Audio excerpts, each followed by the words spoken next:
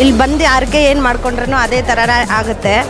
ನಾವು ಬಂದು ಹೋದ್ಮೇಲೆ ನಮಗೇನೋ ಒಂದು ಶರೀರದಲ್ಲೆಲ್ಲ ಮನಸ್ಸಲ್ಲೆಲ್ಲ ಒಂಥರ ಶಕ್ತಿ ಬರುತ್ತೆ. ಸಂತಾನಪ್ರದವಾಗಿರುವಂತಹ ದೋಷ, ವಿವಾಹ ಪ್ರತಿಬಂಧಕ ದೋಷಗಳಿದ್ದರೂ ಕೂಡ ಚರ್ಮ ಸಂಬಂಧವಾಗಿರುವಂತಹ ಕಾಯಿಲೆಗಳು, ಹಾಗೆಯಿಂದ ಮೇಧಾಶಕ್ತಿ ಅಭಿವೃದ್ಧಿಗೋಸ್ಕರ ಸ್ವಾಮಿಯವರ ಸೇವೆಯನ್ನು ಭಕ್ತರು ಮಾಡ್ತಾ ಇರ್ತಾರೆ. ಯಾವ ರೀತಿ ಕುಕ್ಕೆ ಸುಬ್ರಹ್ಮಣ್ಯ ಸ್ವಾಮಿ ದೇವಸ್ಥಾನ ಇದೆ ಆ ರೀತಿ ಎಲ್ಲ ವ್ಯವಸ್ಥೆಗಳನ್ನು ಕೂಡ ಮಾಡ್ತೀವಿ. ಭಕ್ತಾದಿಗಳು ಬರೋರಿಗೆ ವೆಹಿಕಲ್ ಅವ್ರು ಪಾರ್ಕಿಂಗ್ ಮಾಡಿ ಅಲ್ಲಿಂದ ದೇವಸ್ಥಾನದವರೆಗೂ ಬರೋಕ್ಕೆ ನಮ್ಮ ದೇವಸ್ಥಾನದ ವತಿಯಿಂದ ಉಚಿತವಾಗಿ ವಾಹನ ಸೌಲಭ್ಯನ ಒದಗಿಸಿದ್ದೀವಿ. ಆಟೋ ವ್ಯವಸ್ಥೆನೂ ಮಾಡಿದ್ದೀವಿ. ಸ್ನೇಹಿತರೆ, ಇನ್ನೂ ಯಾರು ನಮ್ಮ ಚಾನಲ್ ಸಬ್ಸ್ಕ್ರೈಬ್ ಮಾಡಿಲ್ಲ ಪ್ಲೀಸ್ ಸಬ್ಸ್ಕ್ರೈಬ್ ಮಾಡಿ, ಶೇರ್ ಮಾಡಿ, ಲೈಕ್ ಮಾಡಿ, ಕಮೆಂಟ್ ಮಾಡಿ. ನಾನು ನಿಮ್ಮ ಪ್ರೀತಿಯ ಜೀವನ್. ಬನ್ನಿ ವಿಡಿಯೋ ನೋಡ್ಕೊಂಡು ಬರೋಣ. ಟೆಂಪಲ್ ರನ್ ವಿತ್ ಜೀವನ್ ಎಂಬ ಈ ಮಾಧ್ಯಮ ಭಗವಂತನ ಅನುಗ್ರಹದಿಂದ ಅತ್ಯುನ್ನತವಾಗಿರುವಂತಹ ಜನಪ್ರಿಯತ್ವವನ್ನು ಪಡೀಲಿ, ತನ್ಮೂಲಕದಲ್ಲಿ ಎಲ್ಲ ಥರದಲ್ಲೂ ಒಳ್ಳೆಯದಾಗಲಿ ಅಂತ ಹೇಳಿ ಈ ಮೂಲಕ ನಾನು ಭಗವಂತನಲ್ಲಿ ಪ್ರಾರ್ಥನೆ ಮಾಡ್ತಾ ಇದ್ದೀನಿ. ಬ್ರಹ್ಮರಥೋತ್ಸವ ಪ್ರಯುಕ್ತ ನೀವು ದೇವಸ್ಥಾನಕ್ಕೆ ಆಗಮಿಸಿ ಭಕ್ತಾದಿಗಳಿಗೆ ದೇವಾಲಯದ ಬಗ್ಗೆ ತಿಳಿಸ್ಕೊಡ್ತಾ ಇದ್ದೀರಾ.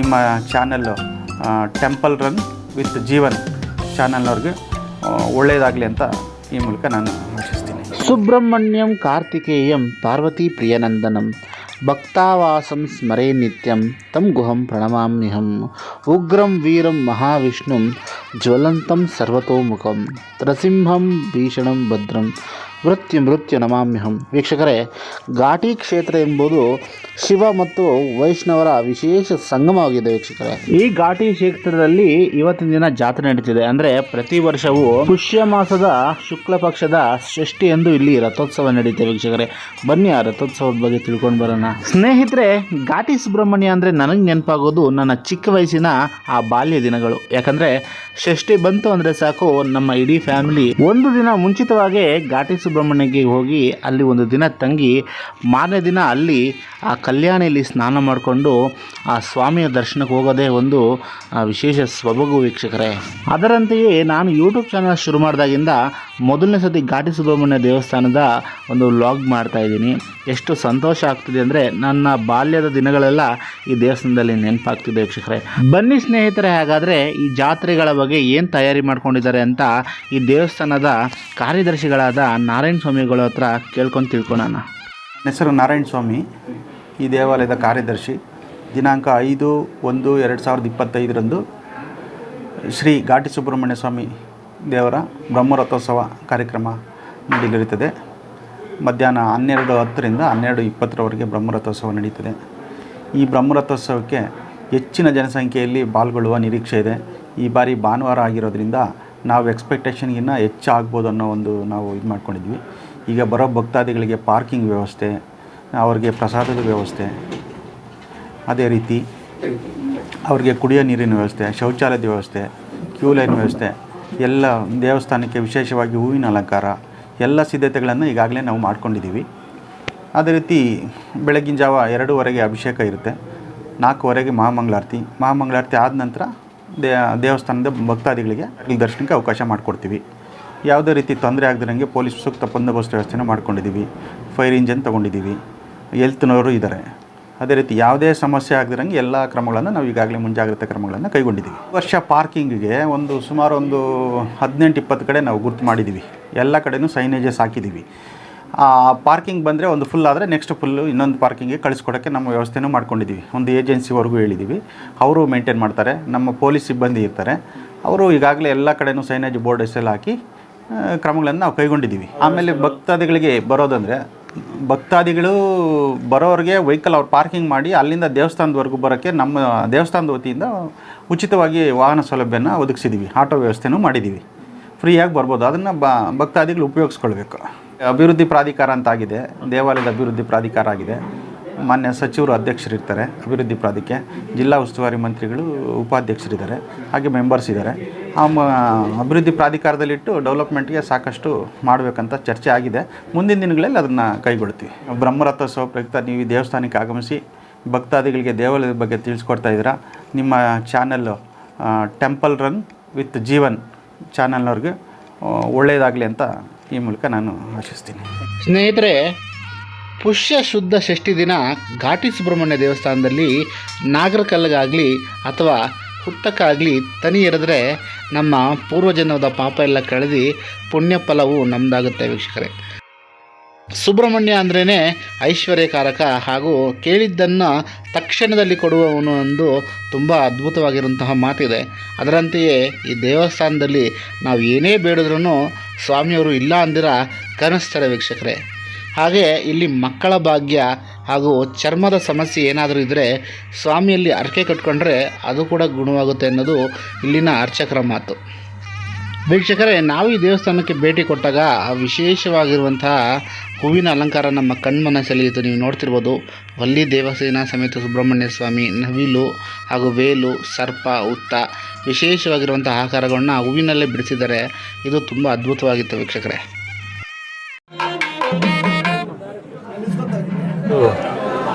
ಷಷ್ಠಿ ಮತ್ತು ವಿಶೇಷವಾದಂಥ ಪೂಜೆಗಳು ನಡೀತಾ ಇದೆ. ರಥೋತ್ಸವ, ಬ್ರಹ್ಮರಥೋತ್ಸವ ಇದೆ. ಆ ದೇವರನ್ನು ಪ್ರಾರ್ಥನೆ ಮಾಡೋಣ, ಜನಕ್ಕೆಲ್ಲ ಮೊದಲು ಒಳ್ಳೆ ಬುದ್ಧಿ ಕೊಡಲಿ, ಒಳ್ಳೆ ದಾರಿಯಲ್ಲಿ ನಡೀಲಿ, ಎಲ್ಲರೂ ಪ್ರೀತಿ ವಾತ್ಸಲ್ಯದಿಂದ ಬಾಳಿ ಬದುಕಲಿ, ಒಳ್ಳೆ ಮಳೆ ಬೆಳೆ ಆಗಿ ಸಮೃದ್ಧಿ ಆಗಲಿ. ಈಗೆಲ್ಲ ಕಮಿಟಿ ಬರ್ತಾ ಇದೆ, ಅಥಾರಿಟಿ ಮಾಡಿದ್ದಾರೆ ರಾಮಲಿಂಗಾರೆಡ್ಡಿ ಅವರು, ಮುಖ್ಯಮಂತ್ರಿಗಳು ಮತ್ತು ಉಪಮುಖ್ಯಮಂತ್ರಿಗಳು. ಇದಕ್ಕೊಂದು ವಿಶೇಷವಾದಂಥ ಯಾವ ರೀತಿ ಕುಕ್ಕೆ ಸುಬ್ರಹ್ಮಣ್ಯ ಸ್ವಾಮಿ ದೇವಸ್ಥಾನ ಇದೆ ಆ ರೀತಿ ಎಲ್ಲ ವ್ಯವಸ್ಥೆಗಳನ್ನು ಕೂಡ ಮಾಡ್ತೀವಿ. ಇನ್ಮೇಲೆ ಹೊಸ ಬದಲಾವಣೆ, ಹೊಸ ವಾತಾವರಣ ಕಾಣ್ತೀವಿ. ಇವೆಲ್ಲ ಕೂಡ ಸ್ವಲ್ಪ ಬಹಳಷ್ಟು ಸರಿ ಮಾಡೋದಿದೆ, ಮಾಡ್ತೀವಿ.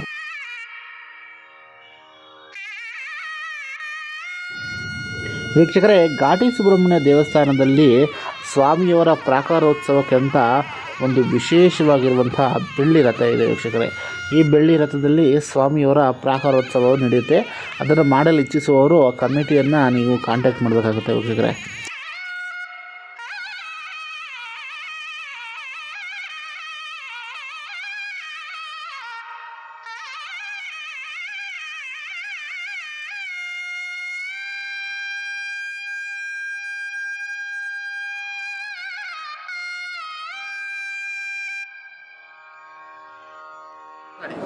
ನಮಸ್ಕಾರ ಸ್ವಾಮಿ.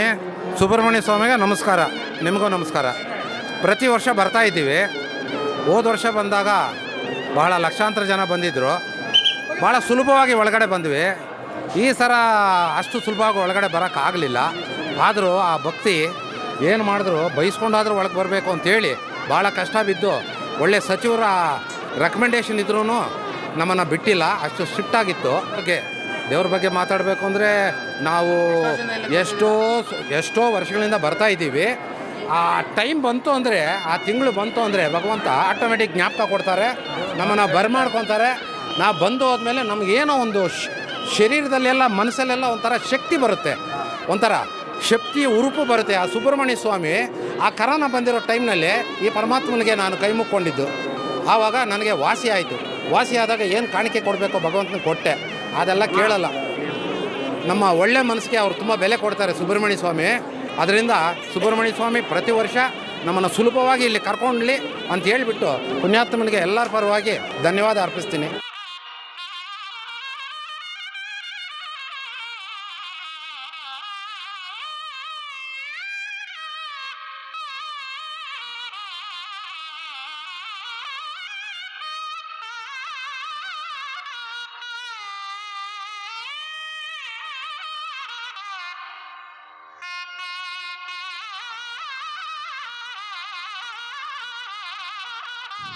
ಸ್ನೇಹಿತರೆ, ಷಷ್ಠಿ ದಿನ ಸ್ವಾಮಿಯವರಿಗೆ ಮಧ್ಯರಾತ್ರಿ 2 ಗಂಟೆಯಿಂದನೇ ಅಭಿಷೇಕಗಳು ಶುರುವಾಗುತ್ತೆ. ಬೆಳಗಿನ ಜಾವ 5 ಗಂಟೆಗೆ ಮಹಾಮಂಗಳಾರತಿಯಾಗಿ ದರ್ಶನಕ್ಕೆ ಭಕ್ತಾದಿಗಳನ್ನ ಬಿಡ್ತಾರೆ. ಸ್ನೇಹಿತರೆ, ನಾವು ಗರ್ಭಗುಡಿಯಲ್ಲಿರುವಂತಹ ಸುಬ್ರಹ್ಮಣ್ಯ ಸ್ವಾಮಿ ನಾವೇನು ಮುಂದೆ ನೋಡ್ತೀವಿ, ಇದರ ಹಿಂದೆಗಡೆ ನರಸಿಂಹಸ್ವಾಮಿಯವರು ಕಾಣಿಸ್ತಾರೆ ವೀಕ್ಷಕರೇ. ಅದನ್ನು ನಾವು ನೇರವಾಗಿ ನೋಡೋಕ್ಕಾಗಲ್ಲ, ಅಲ್ಲಿ ಒಂದು ಕನ್ನಡಿ ಇರುತ್ತೆ. ಆ ಕನ್ನಡಿ ಮುಖಾಂತರ ನೋಡಿದ್ರೆ ನರಸಿಂಹಸ್ವಾಮಿ ಹಾಗೂ ಸುಬ್ರಹ್ಮಣ್ಯ ಸ್ವಾಮಿ ಏಕರೂಪಣ್ಯವಾಗಿ ದರ್ಶನ ಕೊಡ್ತಾರೆ.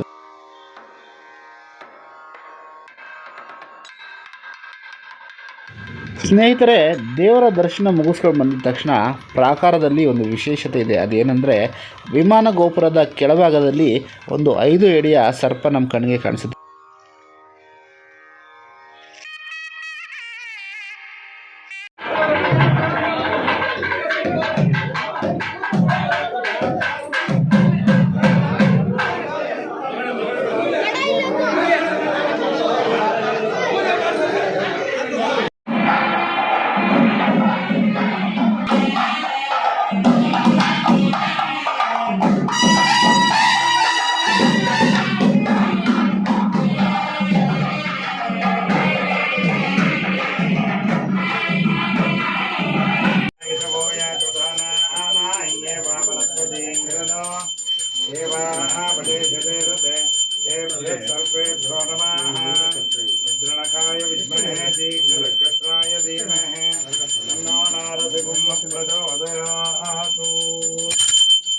ಅಂತ ಕಡೆ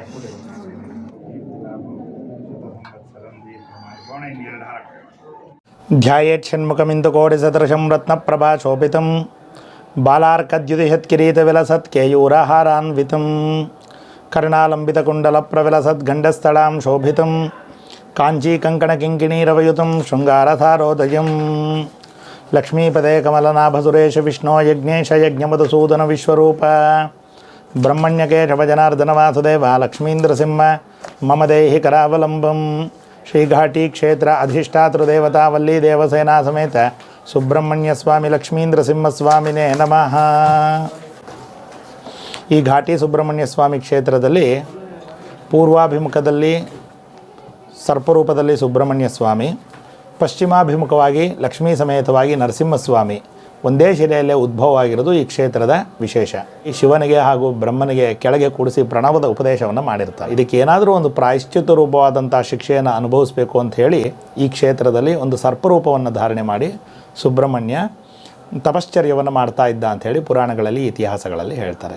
ಅಂದರೆ ಸುಬ್ರಹ್ಮಣ್ಯ ಅಂದರೆ ತಾನೇ ಸಾಕ್ಷಾತ್ ಪರಶಿವ, ನರಸಿಂಹ ಅಂತ ಹೇಳಿದ್ರೆ ತಾನೇ ಸಾಕ್ಷಾತ್ ಮಹಾವಿಷ್ಣು. ಶಿವ ಮತ್ತು ವಿಷ್ಣುವಿನಲ್ಲಿ ಯಾವ ಭೇದ ಭಾವವೂ ಇಲ್ಲ ಅಂತ ತೋರ್ಪಡಿಸೋದಕ್ಕೋಸ್ಕರ ಸ್ವಾಮಿ ಈ ಕ್ಷೇತ್ರದಲ್ಲಿ ಏಕದೇಹನ್ಯವಾಗಿ ಇರೋದು ಅಂತ ಹೇಳ್ತಾರೆ. ಆ ಮಾರ್ಕಂಡೇಯ ಋಷಿಗಳಿಗೆ ತಪಶ್ಚರ್ಯಕ್ಕೆ ಘಟಿಕಾಸುರ ರಾಕ್ಷಸ ಎಂಬುವನು ತುಂಬ ಹಾವಳಿ ಮಾಡ್ತಾ ಇರ್ತಾನೆ. ಮಾರ್ಕಂಡೇಯ ಮಹರ್ಷಿಗಳು ಸ್ವಾಮಿಯಲ್ಲಿ ಬೇಡ್ಕೊಳ್ತಾರೆ, ಅವನು ಸಂಹಾರ ಮಾಡಬೇಕಪ್ಪ ನೀನು ಅಂತ ಹೇಳಿ. ಶಕ್ತಿ ವೇಲಾಯುಧದಿಂದ ಘಟಿಕಾಸುರ ರಾಕ್ಷಸರನ್ನು ಸಂಹಾರ ಮಾಡ್ತಾನೆ. ಆ ಮಹರ್ಷಿಗಳು ಸ್ತುತಿಸಲಿಕ್ಕೆ ಪ್ರಾರಂಭಿಸ್ತಾರೆ. ಸ್ತುತಿಗೆ ಮೆಚ್ಚಿದಂಥ ಸುಬ್ರಹ್ಮಣ್ಯ ಸುಪ್ರಸನ್ನನಾಗಿ ನಿಮ್ಗೆ ಏನಾದರೂ ವರ ಬೇಕಾದರೆ ಕೇಳ್ಕೊ, ನಾನು ಕೊಡ್ತೀನಿ ಅಂತ ಹೇಳಿದಂಥ ದಕ್ಷಿಣ ಕ್ಷೇತ್ರದಲ್ಲಿ ಸರ್ಪರೂಪದಲ್ಲಿ ತಪಶ್ಚರ್ಯವನ್ನು ಮಾಡಿದರೆ ನೀವು ಅದೇ ಸರ್ಪರೂಪದಲ್ಲೇ, ಯಾವ ದಕ್ಷಿಣ ಕ್ಷೇತ್ರದಲ್ಲಿ ಸರ್ಪಗಳಿಗೆ ಗರುಡನ ಬಾಧೆಯಿಂದ ನರಸಿಂಹ ಸ್ವರೂಪದಲ್ಲಿ ಅಭಯವನ್ನು ನೀಡಿದೆ ಅದೇ ನರಸಿಂಹ ಸ್ವರೂಪದಲ್ಲಿ ಯಾವಾಗಲೂ ನೀನು ಇಲ್ಲಿರಬೇಕಪ್ಪ ಅಂತ ಹೇಳಿದಂಥ ಸಂದರ್ಭದಲ್ಲಿ ಮಹರ್ಷಿಗಳಿಗೆ ಕೊಟ್ಟಂಥ ಅಭಯವಚನದ ಮೇರೆಗೆ ಸ್ವಾಮಿ ಈ ಕ್ಷೇತ್ರದಲ್ಲಿ ಉದ್ಭವ ಆಗಿರೋದು ಅಂತ ಹೇಳ್ತಾರೆ. ಸುಮಾರು ಒಂದು 600 ವರ್ಷದ ಕೆಳಗೆ ಒಬ್ಬ ವಿಳೆದೆಲೆ ಮಾರುವಂಥ ವರ್ತಕ ಯಾವಾಗಲೂ ಬೇರೆ ಊರಿಗೆ ಹೋಗಬೇಕಾದ್ರೆ ಇಲ್ಲಿ ಬಂದು ಮಧ್ಯಾಹ್ನದ ಹೊತ್ತು ಇಲ್ಲೊಂದು ಜಲಧಾರೆಯಲ್ಲಿ ನೀರು ಕುಡಿದು ಮಲ್ಕೊಂಡು ಹೋಗುವಂಥ ಒಂದು ಅಭ್ಯಾಸವನ್ನು ಮಾಡ್ಕೊಂಡಿರ್ತಾನೆ. ಅವನಿಗೆ ಒಂದು ದಿನ ಈ ಸ್ಥಳದಲ್ಲಿ ಏನು ಸ್ವಾಮಿ ಇದೆ ಆ ಸ್ಥಳದಲ್ಲಿ ಬಂದು ಅವ್ನು ಮಲಗಂಥ ಸಂದರ್ಭದಲ್ಲಿ ನಾನು ಏನೇಲೋ ಭಾರ ಇಟ್ಟಿದೆ ಅಂತ ಒಂದು ಭಾಸವಾಗುವಂಥ ಅನುಭವ ಆಗತ್ತೆ ಅವನಿಗೆ. ಅದೇ ಸಂದರ್ಭದಲ್ಲಿ ಒಬ್ಬ ಬ್ರಾಹ್ಮಣ ಕೂಡ ಪಕ್ಕದೂರಿಗೆ ಯಾವಾಗಲೂ ಅದೇ ಸಂದರ್ಭದಲ್ಲಿ ಹೋಗ್ತಾ ಇರ್ತಾನೆ. ಆ ಸ್ವಪ್ನದಲ್ಲಿ ಏನು ಬರುತ್ತೆ ಅಂತ ಹೇಳಿದ್ರೆ ಸ್ವಾಮಿನೇ ಸ್ವಪ್ನದಲ್ಲಿ ಬಂದು ನಾನಿಲ್ಲಿ ಸುಬ್ರಹ್ಮಣ್ಯ ಕಾಲಾಂತರದಲ್ಲೇ ಇಲ್ಲಿ ಉದ್ಭವ ಆಗಿದ್ದೀನಿ, ಈಗ ನಿನಗೆ ಒಬ್ಬ ಬ್ರಾಹ್ಮಣನ ದರ್ಶನವಾಗತ್ತೆ, ಅವನನ್ನು ಕರ್ಕೊಂಡು ನನ್ನ ಭಕ್ತನಾಗಿರುವಂಥ ಮಹಾರಾಜ ಬಳ್ಳಾರಿ ಡಿಸ್ಟಿಕ್ ಸೊಂಡೂರು ಘೋರ್ಪಡೆ ವಂಶಸ್ಥರು ಅಲ್ಲಿ ಹೋಗಿ ನೀವು ಇದನ್ನು ಹೇಳಬೇಕು, ಅವರು ಬಂದು ಇಲ್ಲಿ ಜೀರ್ಣೋದ್ಧಾರವನ್ನು ಮಾಡ್ತಾರೆ ಅಂಥೇಳಿ ಸ್ವಾಮಿ ಸ್ವಪ್ನದಲ್ಲಿ ಆಗ್ರಹವನ್ನು ಮಾಡ್ತಾನೆ. ಆ ಬ್ರಾಹ್ಮಣನಿಗೆ ಬಂದಂಥ ಸಂದರ್ಭದಲ್ಲಿ ಆ ಬ್ರಾಹ್ಮಣನು ಕೂಡ ಈ ವಿಚಾರವನ್ನೆಲ್ಲ ವಿಳೆದೆಲೆ ಮಾರುವಂಥ ವರ್ತಕ ತಿಳಿಸ್ತಾನೆ. ಆ ಸಂದರ್ಭದಲ್ಲಿ ಆ ಬ್ರಾಹ್ಮಣನೂ ಸಹಿತವಾಗಿ ಬಳ್ಳಾರಿ ಡಿಸ್ಟಿಕ್ ಸೊಂಡೂರಿಗೆ ಹೋಗ್ತಾರೆ. ಸೊಂಡೂರು ಹೋಗಿ ಮಹಾರಾಜರಲ್ಲಿ ನಡೆದಿರುವಂಥ ಘಟನೆಯನ್ನೆಲ್ಲ ಹೇಳಿದಾಗ ಮಹಾರಾಜರು ಫಸ್ಟ್ ಏನು ಹೇಳ್ಕೊಳ್ತಾರೆ ಅಂತ ಹೇಳಿದ್ರೆ, ಇವರು ಯಾರೋ ದಕ್ಷಿಣೆ ಅಥವಾ ಭೂಮಿ ಆಸೆಗೋಸ್ಕರ ಬಂದಿದ್ದಾರೆ, ಇವರು ಒಂದು ಸ್ವಲ್ಪ ದಕ್ಷಿಣೆ ಕೊಟ್ಟು ಕಳಿಸ್ಬಿಡಿ ಅಂಥೇಳಿ ತಾತ್ಸಾರವನ್ನು ಮಾಡ್ತಾರೆ. ಆ ದಿನ ಇವರು ಅಲ್ಲೇ ಇರ್ತಾರೆ. ಮಹಾರಾಜರು ಮಲಗದಂಥ ಸಂದರ್ಭದಲ್ಲಿ ಅವ್ರಿಗೆ ಸ್ವಪ್ನ ದೃಷ್ಟಾಂತದಲ್ಲಿ ಸುಬ್ರಹ್ಮಣ್ಯ ಬಂದು ನನ್ನನ್ನು ತಾತ್ಸಾರ ಮಾಡ್ತಾ ಇದೆಯಾ ನೀನು ಆ ಕ್ಷೇತ್ರಕ್ಕೆ ಹೋಗಿ ಅದನ್ನು ಜೀರ್ಣೋದ್ಧಾರ ಮಾಡಬೇಕು ಅಂತ ಹೇಳಿದಂಥ ಸಂದರ್ಭದಲ್ಲಿ ಮಾರನೇ ದಿನ ಆ ಬ್ರಾಹ್ಮಣನ ವಿಲೇದೆಲೆ ಮಾರೋ ವರ್ತಕನನ್ನು ಕರೆಸಿ ಅವ್ರ ಜೊತೆಗೆ ಸಂಗಡವಾಗಿ ಮಹಾರಾಜರು ಈ ಸ್ಥಳಕ್ಕೆ ಬರ್ತಾರೆ. ಈ ಸ್ಥಳಕ್ಕೆ ಬಂದಂಥ ಸಂದರ್ಭದಲ್ಲಿ ಸ್ವಾಮಿ ಎಲ್ಲಿದ್ದಾನೆ, ಹೆಂಗೆ ಕಂಡುಹಿಡಿಯೋದು ಅನ್ನೋವಂಥ ಸಂದರ್ಭದಲ್ಲಿ ಅಲ್ಲೊಬ್ಬ ಗೋಪಾಲಕ, ಪಾಲ್ಪಾಲ್ ದಿನ್ನೆ ಅಂತ ಇವತ್ತು ಊರ ಹೆಸರು, ಮುಂಚೆ ಕ್ಷೀರಸಾಗರಪುರ ಅಂತ ಹೇಳಿ ಇತ್ತು ಅಂತ. ಒಂದು ಹಸು ಯಾವಾಗಲೂ ಹಾಲು ಕೊಡ್ತಾ ಇರೋದಿಲ್ಲ. ಈ ದಿನ ಹಾಲು ಏನಾಗತ್ತೆ ಅಂಥೇಳಿ ಆ ಯಜಮಾನ ಇವನು ಮೇಯ್ಸಕ್ಕೆ ಹೋಗಿರೋನೇ ಕರ್ಕೊಳ್ತಾನೆ. ಆ ಕರು ಕರ್ಕೊಳತ್ತಾ ಏನಾಗ್ತಾಯಿದೆ ಅಂತ ನೋಡಬೇಕು ಅಂತ ಅವನು ಕೂಡ ಬಂದಿರ್ತಾನೆ. ಸಂಧ್ಯಾಕಾಲವಾಗಿರುತ್ತೆ. ಆ ಸಂದರ್ಭದಲ್ಲಿ ಸ್ವಾಮಿ ಎಲ್ಲಿ ಉದ್ಭವ ಆಗಿದೆ ಅಲ್ಲೊಂದು ವಲ್ಮೀಕವಿರುತ್ತೆ. ಆ ವಲ್ಮೀಕದ ಹತ್ರ ಬಂದು ಆ ಹಾಲು ಹಸು ತನ್ನಷ್ಟಕ್ಕೆ ತಾನೇ ಬಿಡ್ತಾ ಇರೋದನ್ನು ಮಹಾರಾಜರು ನೋಡ್ತಾರೆ, ಬ್ರಾಹ್ಮಣ ಕೂಡ ನೋಡ್ತಾನೆ.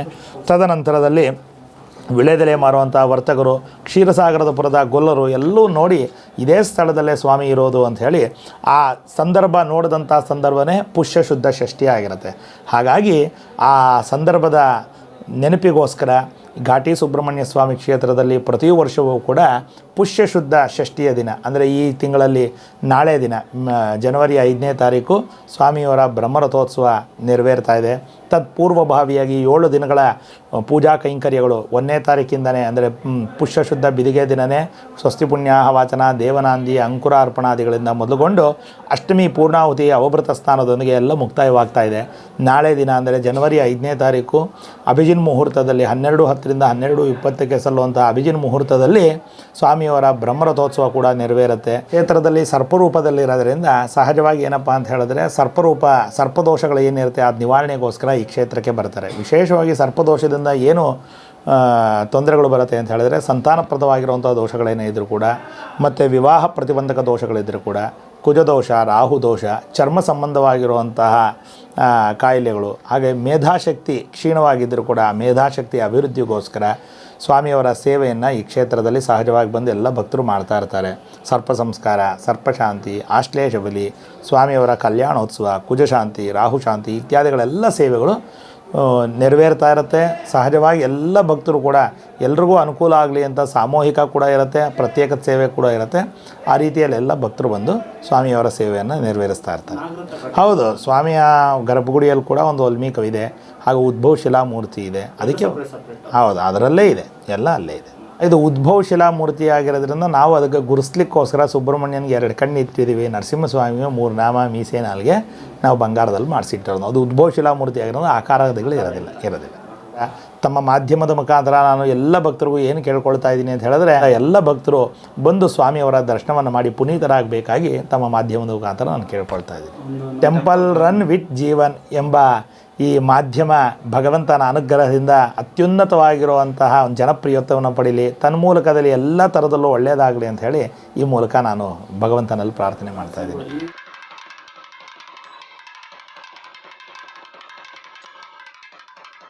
ವೀಕ್ಷಕರೇ, ಈ ಜಾತ್ರೆಯಲ್ಲಿ ಇನ್ನೊಂದು ವಿಶೇಷ ಕಾಣಿಸುತ್ತೆ. ಅದೇನೆಂದರೆ, ಸ್ವಾಮಿಯವರು ರಥಾರೋಹಣ ಮಾಡಿದ ತಕ್ಷಣ ಒಂದು ಗರುಡ ಬಂದು ಆ ರಥನ ಸುತ್ತುವರೆದು ನಂತರ ಇಲ್ಲಿ ರಥೋತ್ಸವ ನಡೆಯುತ್ತೆ. ಇದಂತೂ ನಾವು ನೋಡಿದಾಗ ನಮ್ಮ ಮೈ ಜುಮ್ ಅಂತ ವೀಕ್ಷಕರೇ. ಯಾಕಂದರೆ ಯಾರೂ ಟ್ರೈನಿಂಗ್ ಕೊಟ್ಟಿರಲ್ಲ ಆ ಪಕ್ಷಿಗೆ.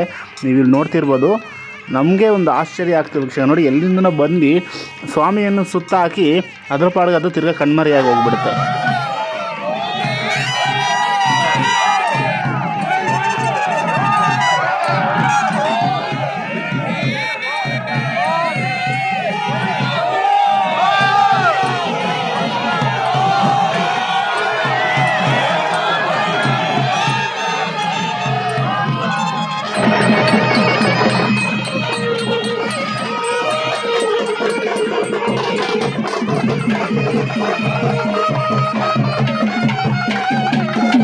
ಎರಡನೇ ಸತಿ ಬರ್ತಾ ಇರೋದು. ಇಲ್ಲಿ ಬಂದು ಯಾರಿಗೆ ಏನು ಮಾಡ್ಕೊಂಡ್ರೂ ಅದೇ ಥರ ಆಗುತ್ತೆ. ಸೊ ಶಕ್ತಿ ಇದೆ. ಏನಂದರೆ ಅವ್ರ ದೇವ್ರ ಮೇಲೆ ತುಂಬ ನಂಬಿಕೆ ವಿಶ್ವಾಸದಿಂದ ಬಂದರೆ ಖಂಡಿತವಾಗ್ಲೂ ಆಗುತ್ತೆ.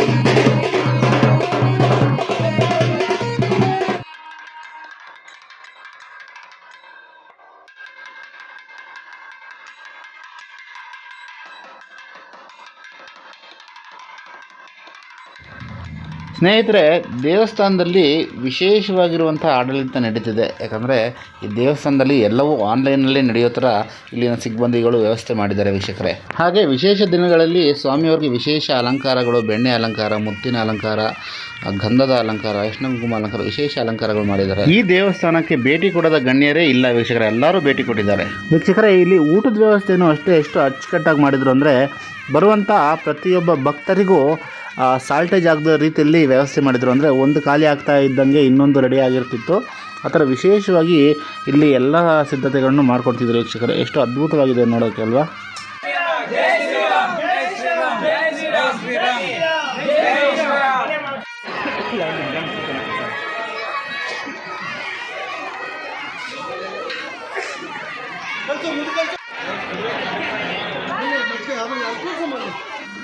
ನೋಡಿದ್ರಲ್ಲ ವೀಕ್ಷಕರೇ, ಇದಾಗಿತ್ತು ಘಾಟಿ ಸುಬ್ರಹ್ಮಣ್ಯದ ಸಂಪೂರ್ಣ ಮಾಹಿತಿ. ನಮ್ಮ ಚಾನಲ್ ಇನ್ನೂ ಯಾರು ಸಬ್ಸ್ಕ್ರೈಬ್ ಮಾಡಿ, ಪ್ಲೀಸ್ ಸಬ್ಸ್ಕ್ರೈಬ್ ಮಾಡಿ, ಶೇರ್ ಮಾಡಿ, ಲೈಕ್ ಮಾಡಿ, ಕಮೆಂಟ್ ಮಾಡಿ. ಮುಂದಿನ ವಿಡಿಯೋದಲ್ಲಿ ಸಿಗೋವರೆಗೂ ಬಾಯ್ ಬಾಯ್.